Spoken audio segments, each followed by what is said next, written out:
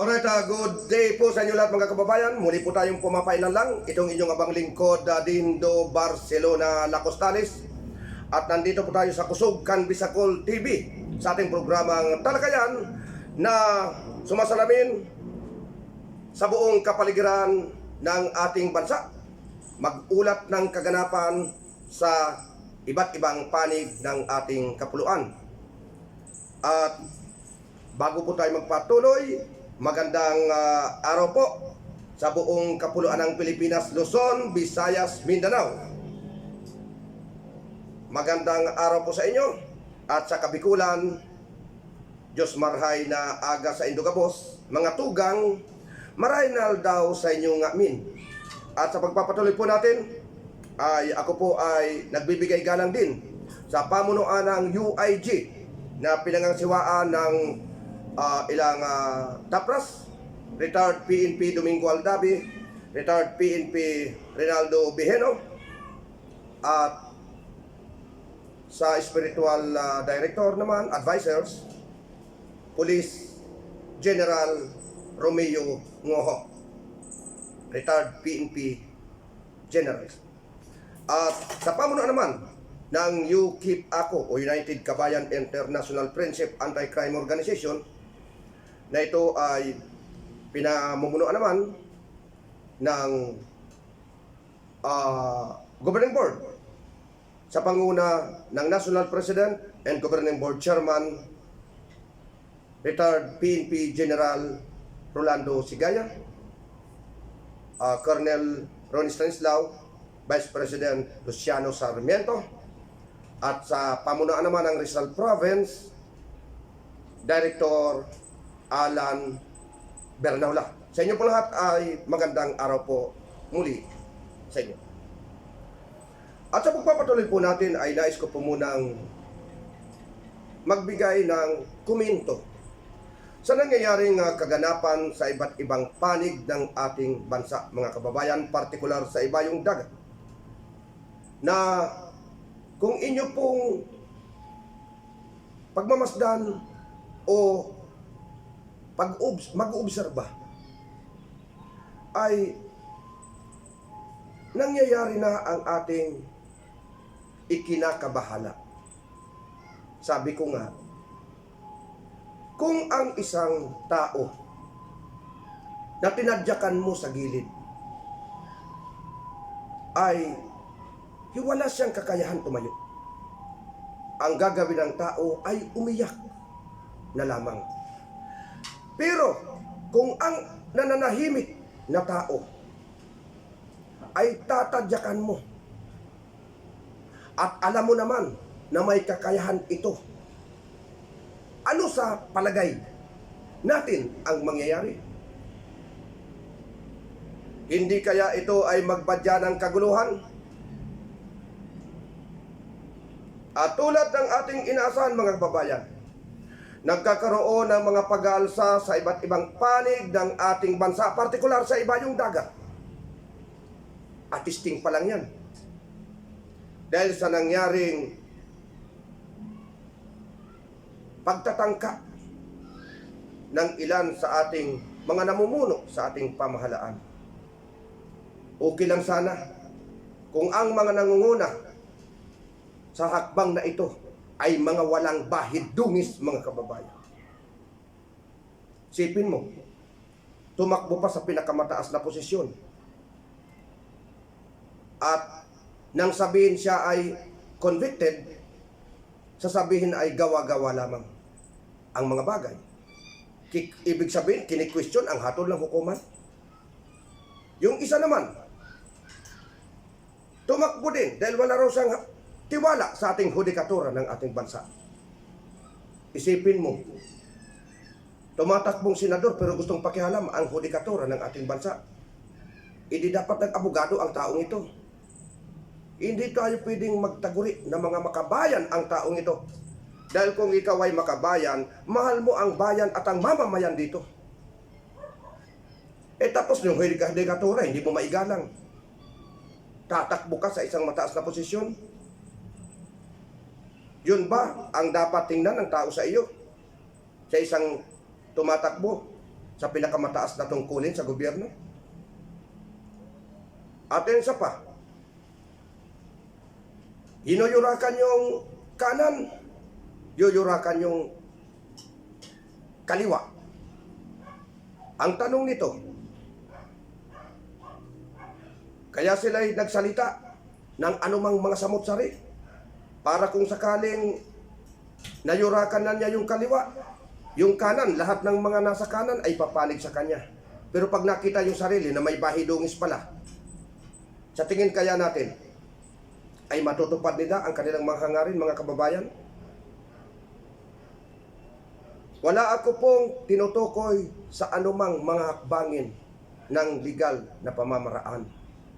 Kasi, ang sino man inakusahan ay may karapatan ipagtanggol ang kanilang sarili, mga kababayan. At sa pagtatanggol na ito, dalawa lang ang kahinatnan. Maaaring maghatid ng katarungan o maghatid ng kaguluhan. Kasi mga nanunungkulan sa pamahalaan ang sangkot dito. Yung nag-uusig at ang inuusig. Ngayon, sa isang ordinaryong tulad po natin, ano ba talaga ang ating hangad, mga kababayan? Ang ating hangad ay para sa katahimikan at kapayapaan lamang. At tulungan ang mga nanunungkulan na magawa nila ang kanilang mga tungkulin. Kung sakaling may mga pagkakwestiyon, hayaan ang tagahatol.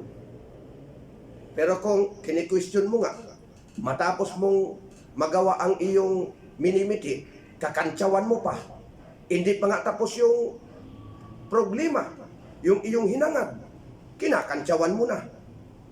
E paano pag na-absuelto? Iiyak ka. Uutusan mo pa yung pangalawang sisiyasat doon sa iyong isinumit eh.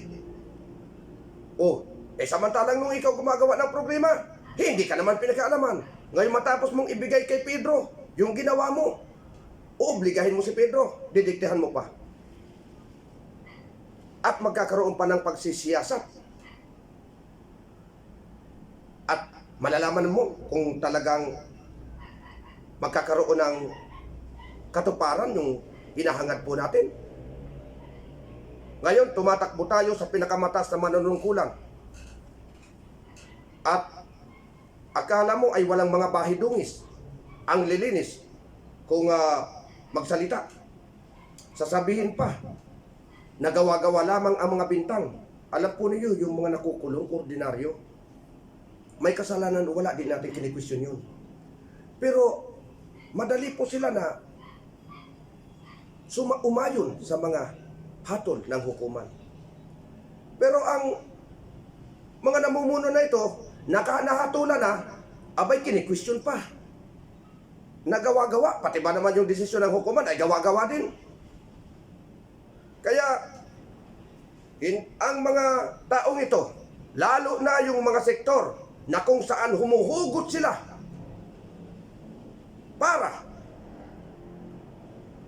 magkaroon ng tungkulin sa ating pamahalaan. Abay, pag-aralan po natin ang ganitong mga uri na mga gumagamit sa isang pangalan o sa isang institusyon na gagamitin ang pangalan ninyo. Sa tingin ko yan natin, nagbigay ba sa inyo kahit kape sa kaasukal yan? Sabihin natin, wag naman doon sa Countrywide Development Fund. Wag doon. Sa kanyang sahod man lang. Bigyan kayo ng 1 kilong asukal yung isang eskwelahan at 100 grams na kape.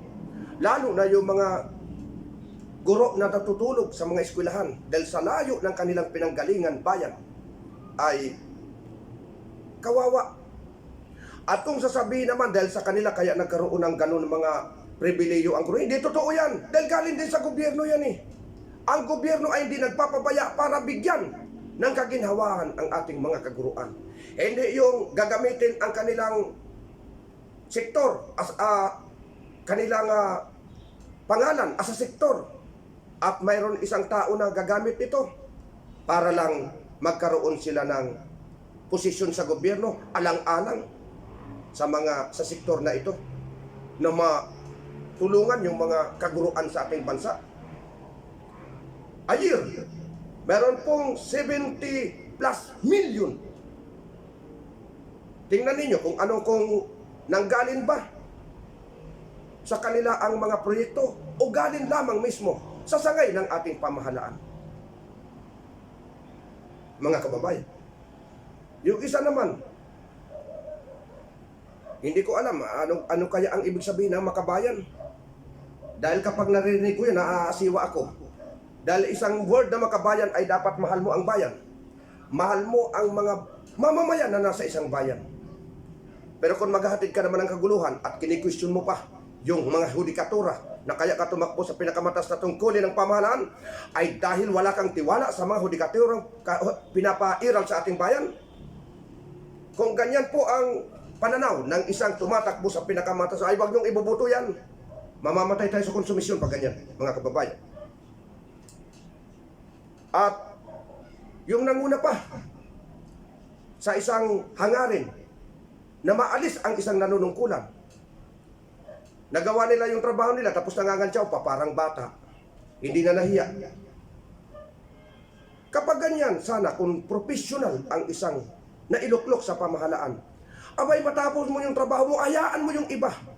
Huwag ka nang umimik dyan. Ipaubaya mo kung saan mo dinala ang iyong apila. Hindi yung mga ngantsaw ka pa, pero naghahanap naman ng mga butanteng bubuto sa kanya.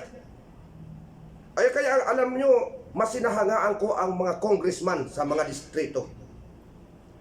Nakita ko na sila ay nagasilbi talaga sa mga constituent nila.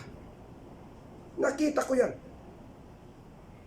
At yung mga party list naman, naghahagilap yan ng mga butanteng bubuto sa kanila.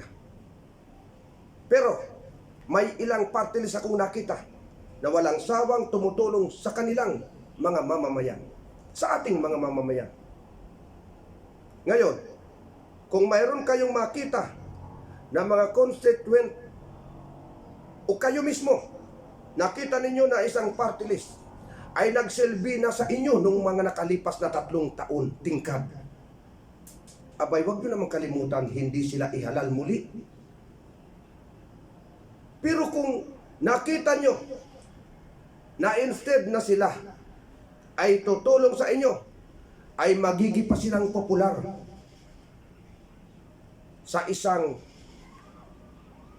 party list na kayo mismo ang nagluklok sa kanila. Aba mga kababayan, huwag nyo nang iboto yan. Dahil nakasalalay sa ating mga mamamayan o tayo mismo ang kahinatnan pagkatapos ng halalan sa Mayo. Pag-aralan ninyo o ating paglimi-limiin at pagmulay-bulayan na ang eleksyon na ito ay nakasalalay ang kahinatnan ng kapalaran ng ating bayan, mga kababayan.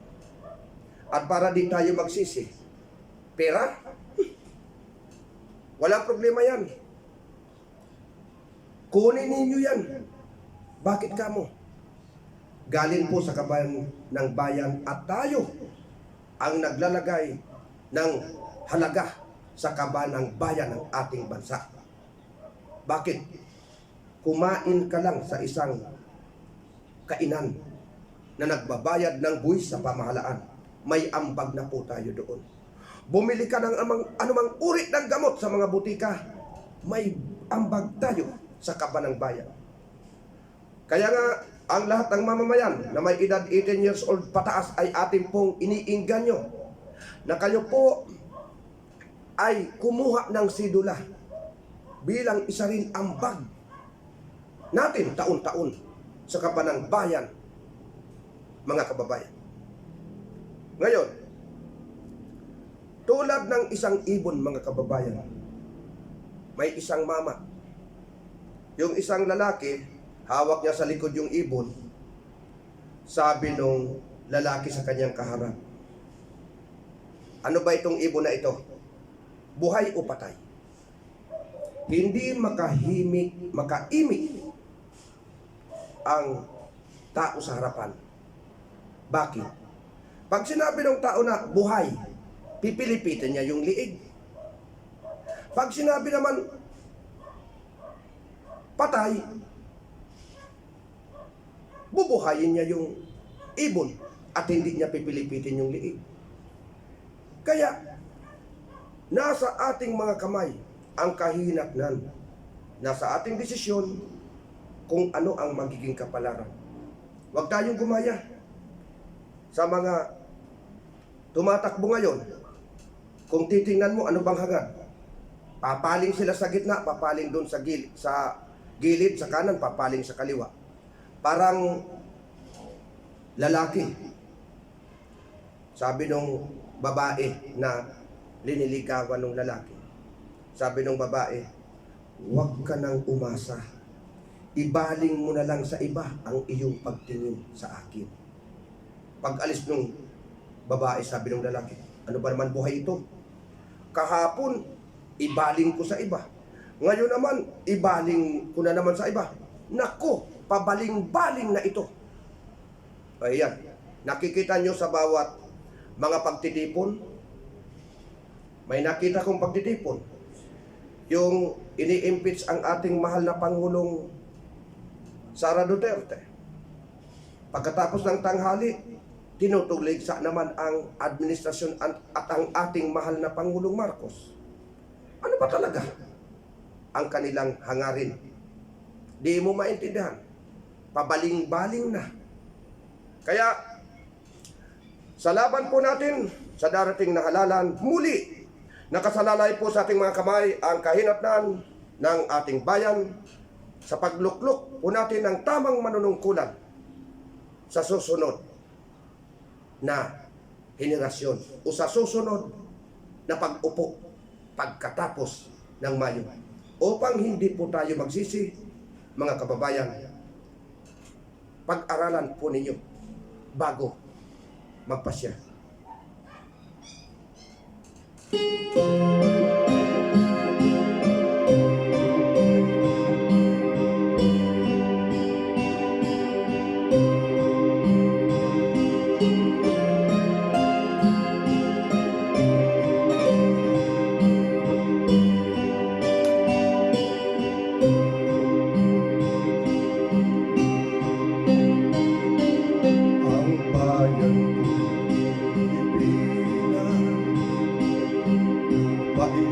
Ng ginto't bulaklak, pag-ibig na sa kanyang pala, nagalay ng ganda't dilaw, at sa kanyang lumi at ganda, dayuhan ay nahalina.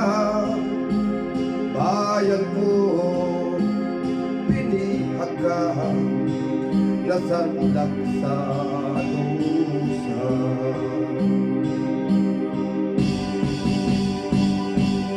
Ibon man may layang lumipad, kulungin mo at umiiyak.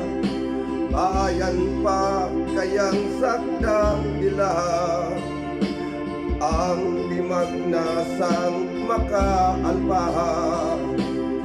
Pilipinas kong minumutya, pugat ng luha ko't dalita,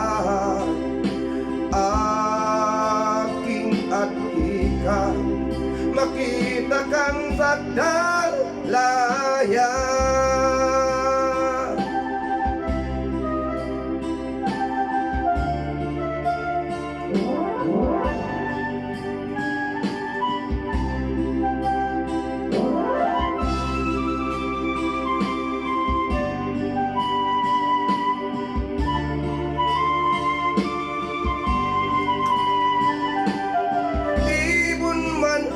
Layang lumipad, kulungin mo at umiiyak.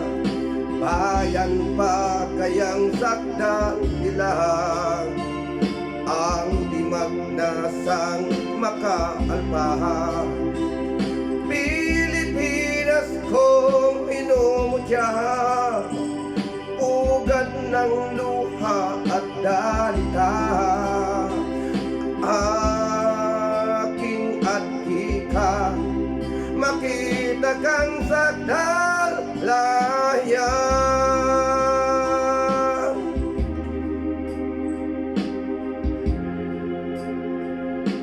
Yes, maraming salamat po muli. At sa ngalan po ng pumamayan ng ating bansa, pagpalain po tayo ng ating pumay kapal. Sa ngalan ng Bisacol TV, go day again, to all of us. Thank you so much.